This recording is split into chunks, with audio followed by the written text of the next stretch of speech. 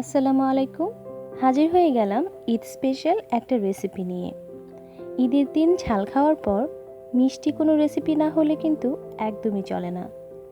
আজ বানিয়ে দেখাবো ক্যারামেল ও টক দই ছাড়া কিভাবে পারফেক্ট একটা মিষ্টি দই অল্প উপকরণে ঘরেই বানিয়ে নেওয়া যায়।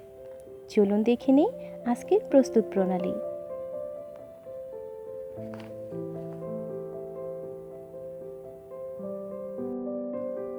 আমি এখানে 1 লিটার গরুর দুধ নিয়ে নিয়েছি। আপনারা চাইলে যে কোনো ব্র্যান্ডের পাউডার মিল্ক দিয়েও কিন্তু এই দইটা বানিয়ে নিতে পারবেন। তবে চেষ্টা করবেন গরুর দুধ দিয়ে বানাতে, তাহলে কিন্তু দইটা পারফেক্টভাবে জমবে।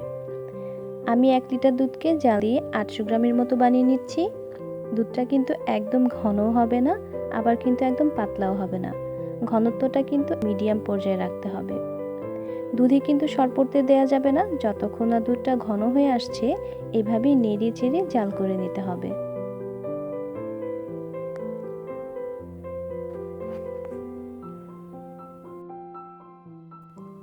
দুধটা কিন্তু মোটামুটি ঘন হয়ে এসেছে।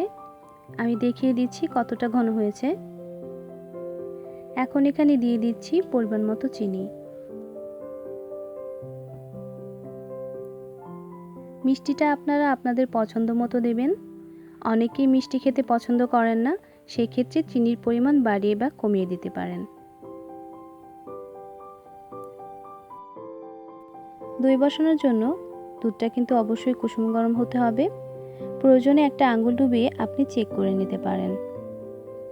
এখন এর মধ্যে আমি দিয়ে দিচ্ছি আধা কাপ পরিমাণ মাঠা দই।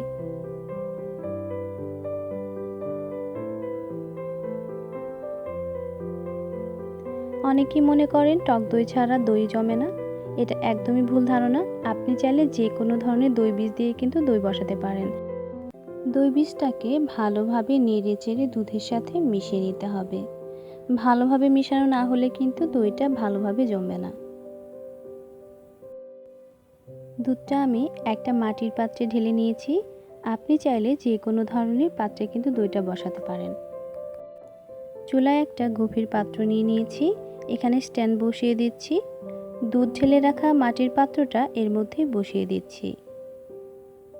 এখন এটাকে ফয়েল পেপার বা যে কোনো ঢাকনা দিয়ে ঢেকে দিতে হবে।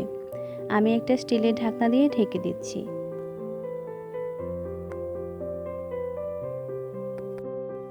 তাপটা যেন চারিপাশে সমানভাবে ছড়িয়ে যায়, সেজন্য একটা তোয়ালে দিয়ে ভালোভাবে ঢেকে দিচ্ছি। এখন ঢাকনা দিয়ে ঢেকে চুলার আঁচ একদম লো করে দিতে হবে। এভাবে চুলায় রাখতে হবে 40 থেকে 45 মিনিট। ফিরে এলাম 45 মিনিট পর। এখন দেখে নিচ্ছি দইটা কেমন জমেছে।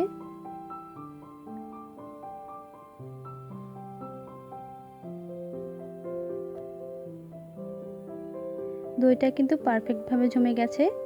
এখন দইটা আমি 30 মিনিটের জন্য ফ্রিজে রেখে পরিবেশন করব। 30 মিনিট পর ফ্রিজে রাখার ফলে দইয়ের উপরে যে তেলতেলে একটা ভাব ছিল তা কিন্তু দইয়ের সাথে একদম বসে গেছে। তৈরি হয়ে গেল প্রাণ জোড়ানো দারুণ স্বাদের মিষ্টি দই। যাদের দই জমে না তারা আমার রেসিপিটি ফলো করলে যে কোনো ধরনের দই বীজ দিয়ে কিন্তু ঘরে বসে দারুণ স্বাদের এই মিষ্টি দই বানিয়ে নিতে পারবেন। ক্যারামেল ছাড়াই কিন্তু দইয়ের রঙটা দেখতে যেমন সুন্দর হয়েছে, খেতেও কিন্তু অসাধারণ হয়েছে।